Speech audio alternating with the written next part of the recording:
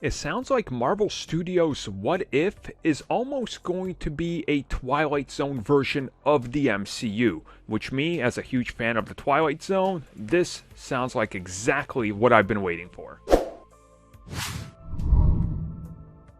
So we know that Marvel Studios' What If is going to change our perception of the multiverse and what there is when it consists to this vast multiverse of the MCU, and how far in different directions even small changes to events can have giant ramifications on outcomes of future events. So in a recent D23 magazine, Marvel Studios' Kevin Feige talked about how they're open to all possibilities and infinite possibilities of stories within this MCU series, that nothing is off limits and they can literally do whatever they want.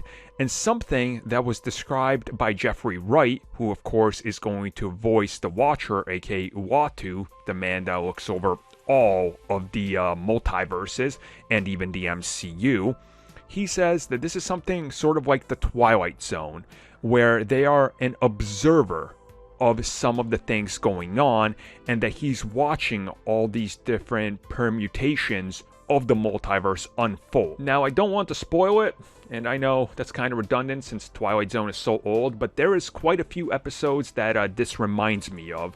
One very early on in the first season is exactly what I sort of get from the observer angle that he mentions. And I just want to say this: if you've never seen The Twilight Zone, it is very dated. The Twilight Zone is my second favorite TV series of all time. I strongly advise and urge everybody to watch it because it was truly groundbreaking and still, in many ways, holds up today. Yes, you can see some of the, cut corners and budgets and everything, but trust me, it is good. And the fact that they link many of the ways that they approach the upcoming What If to Twilight Zone's classic approach honestly makes me so excited that this has shot up so high on my anticipation list.